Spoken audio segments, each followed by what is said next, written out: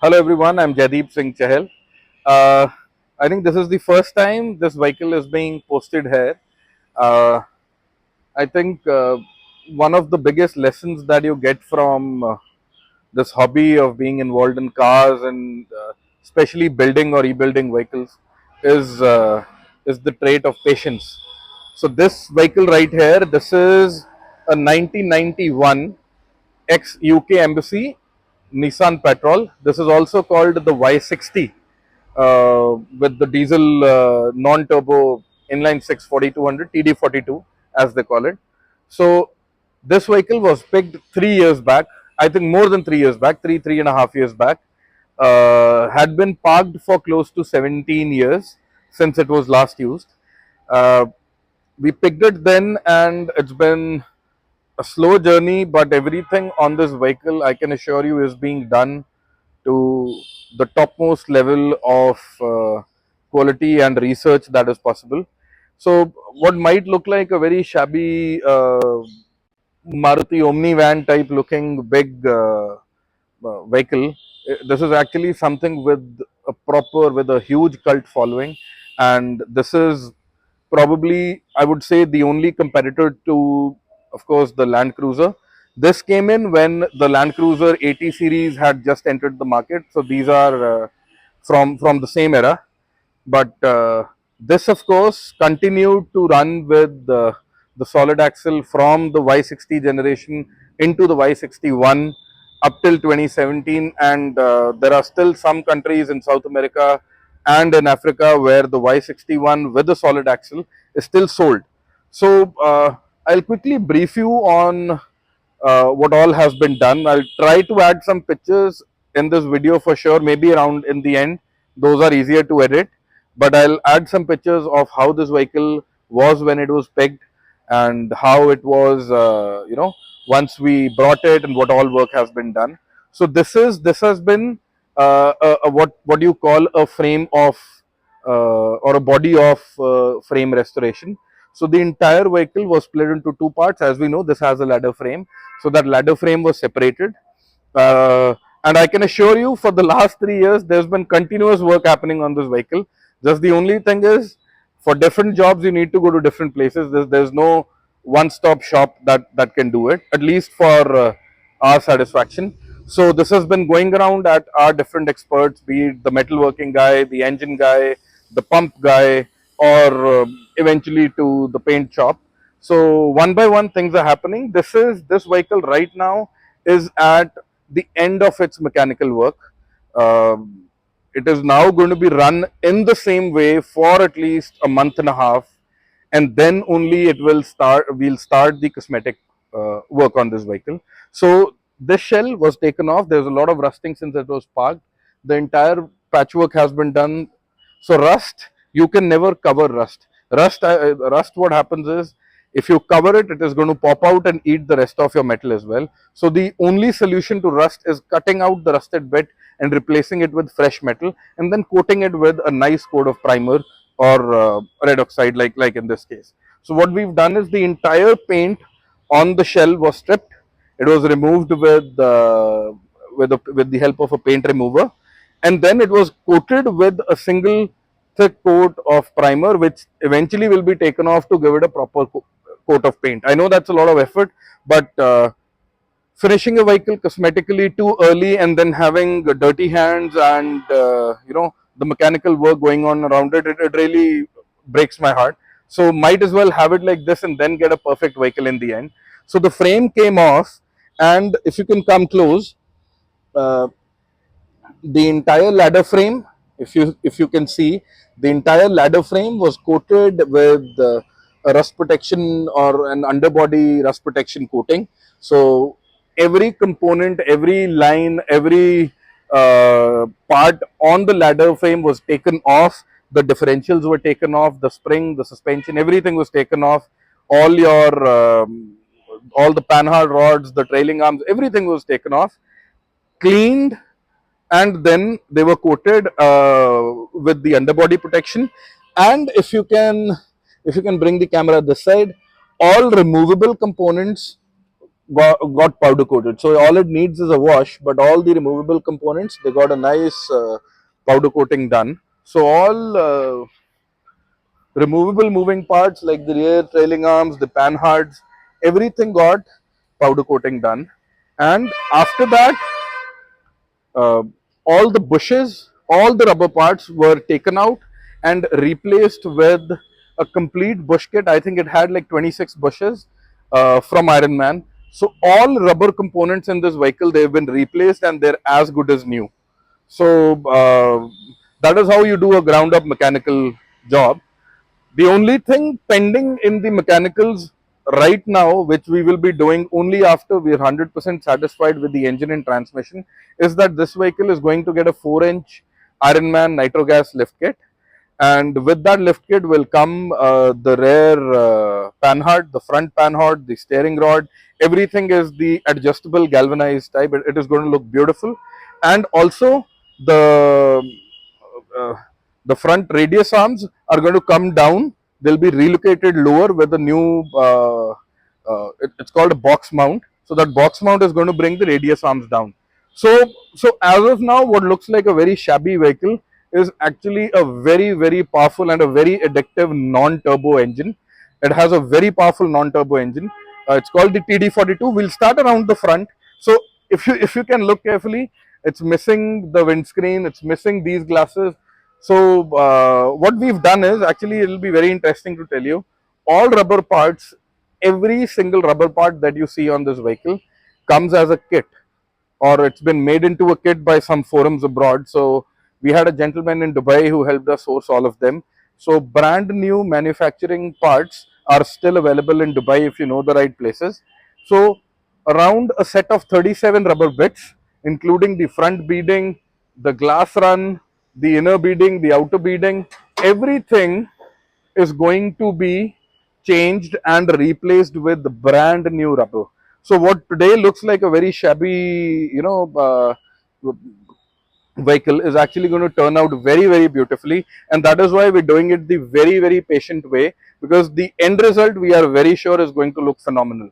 So uh, there also was, I think it's all gone off, but this sticker right there mentioned a date back in 90s when this vehicle was serviced in the UK. So it's some London's workshop sticker. So what we've done is, I'll quickly show you, we'll start around the front. I'll show you what all has been happening.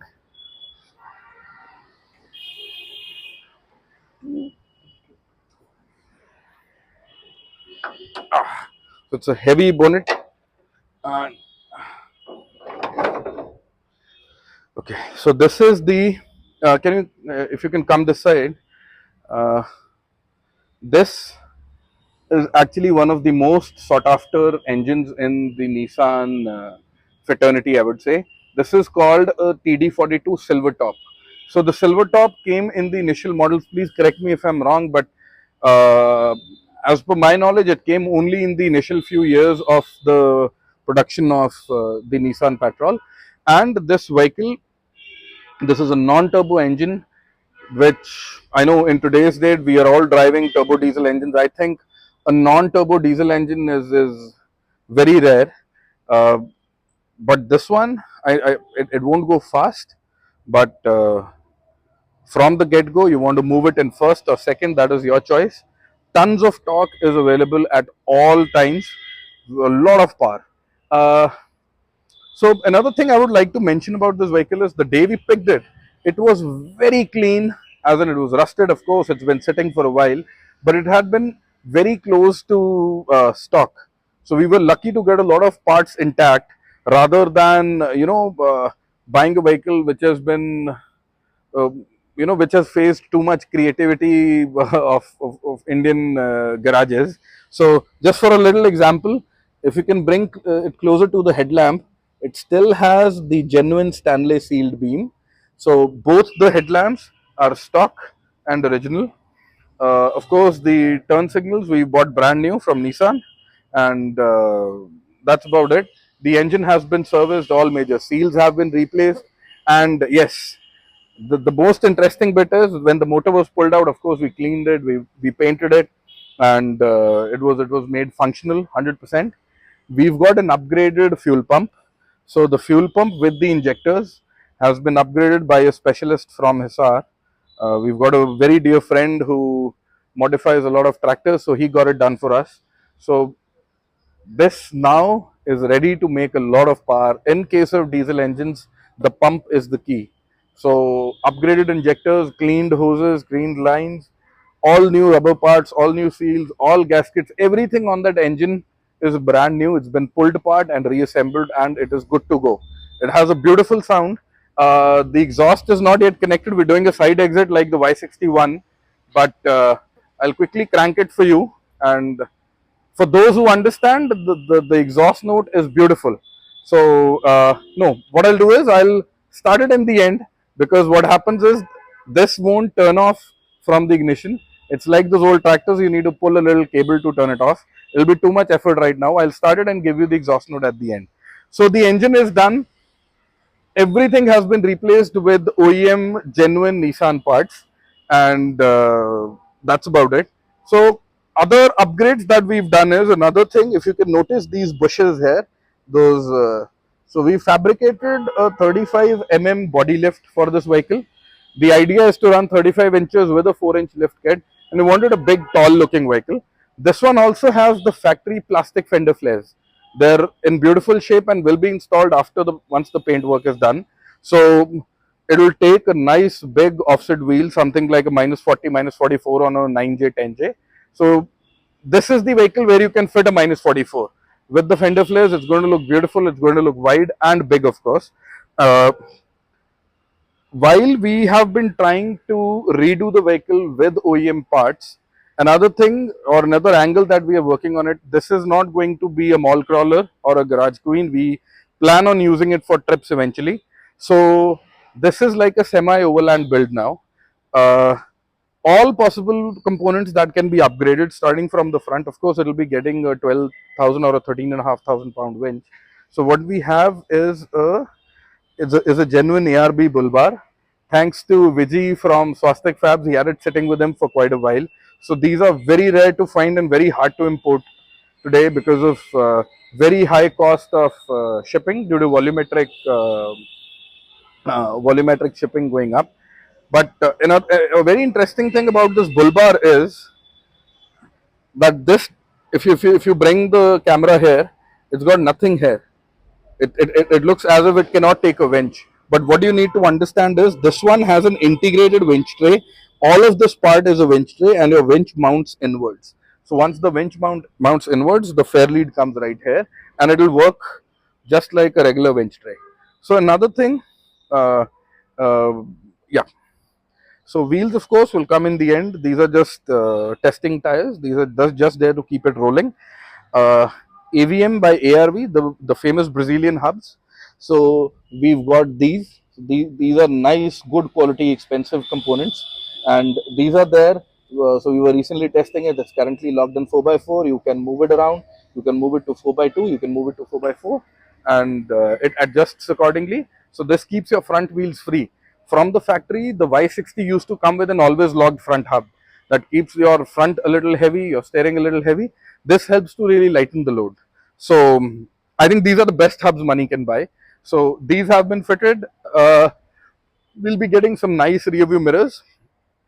Currently, the plan is to drive it just as it is. It looks like a Ratmobile, but we'll be driving it as it is, and then we start with a thorough cleaning and an assembly of the interior, and then we will come on to the exterior paint, and of course after the paint all the rubber bits will come in. Your beadings for the outer, the inner side, everything on this vehicle will be brand new. The weather strips will be brand new.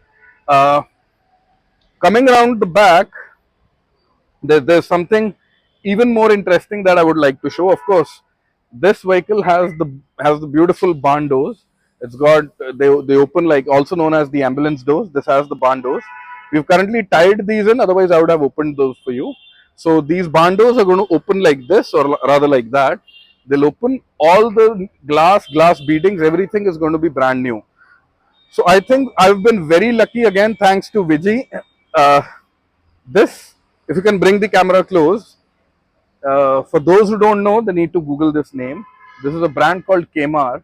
So Kmar is basically what you call the holy grail of rare bumpers. You heard it right, rare bumpers. It is a brand in Australia that exclusively makes rare bumpers only. They and they've been doing that for ages now. They are not concerned with making anything for the front. So rare bumpers is like a specialty, and this is a super heavy, very rigid, very rugged bull bar, or I would say a bumper for the back, not a bull bar, of course. So there, what happens is you pick the base. The base has the option of a towing plate, and the bumper itself acts as your final cross member. With that, you have the option of picking what goes on these mounts either side. So the bumper is brand new. I know it looks very shabby, but it's brand new. The locks yet have to be fitted. Everything is still as it came from the factory. So you can pick a jerry can or a spare tire carrier, and a jerry can on this side with a number plate mount. You can do twin jerry cans stacked with a number plate mount. You can do two spare tires. I know a lot of us might be seeing those vehicles with two spares in the back. So most of them are using Kmars. Kmar is the most expensive and probably the best quality of a rear bumper that you can buy. And Vijay had these sitting with him, imported for some vehicle which I don't know, the person didn't buy or something, and I got these at a good price. I would love to thank him for that. So we'll get a jerry can, a nice jerry can in here. The stock tail lamps will go in there. So it will take the stock tail lamps from the lower tail lamps, the fog lamps with the turn signal from the Patrol. It will go in there, and it is going to be a complete looking vehicle then. Uh, Other than that, the entire underbody of the shell has been coated in a rust-proof rhino liner. If you can bring the camera here, I can try showing it to you. So this has been again parked at another workshop for a while, but if you can look carefully, this is all been lined, and it came as a complete vehicle. So this is known as the Safari Top, or the JDM Safari Top. So this vehicle, if you would like to count, it has a bus-like system for the air conditioning. This vehicle came with 22 AC vents. It takes a while to count all of them. So the entire third row of seats has a set of AC vents facing you, and of course in the middle and in the front again. So the dash, I'll go to the other side. So the dash is intact. If you can come around the inside. So right now you need to open the door from here.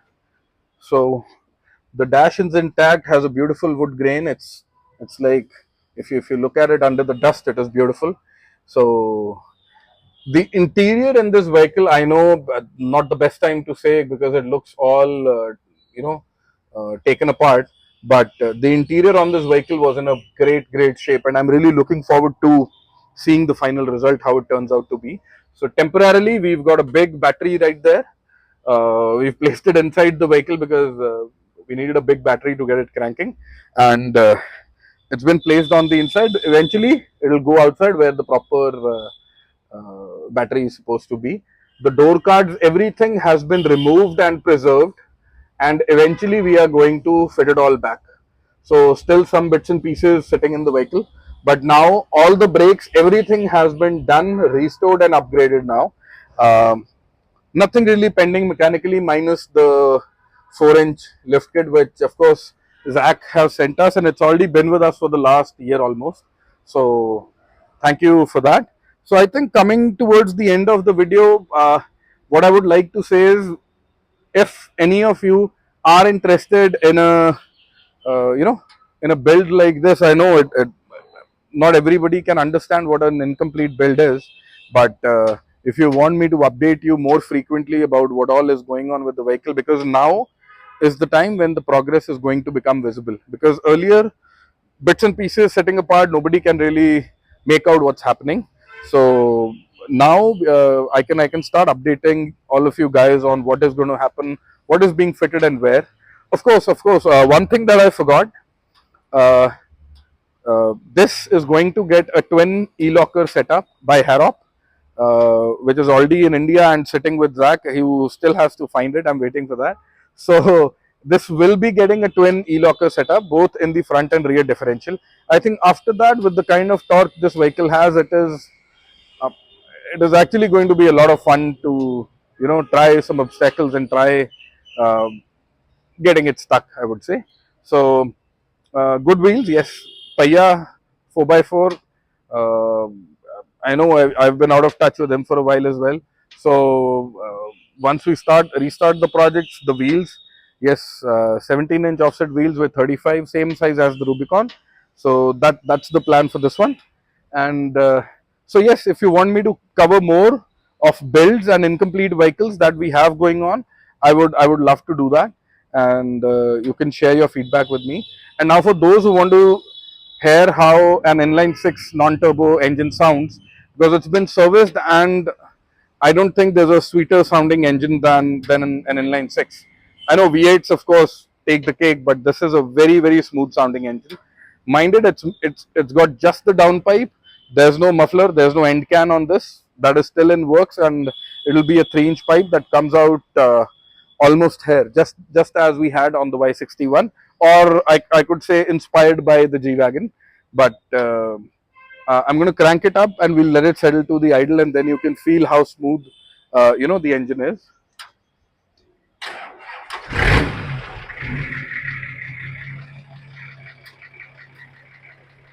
So I know it sounds like a big transport vehicle, but much smoother. But the amount of power this thing has is actually phenomenal. I'll try to crank it a little. The engine is warm, so I'm only giving it gas.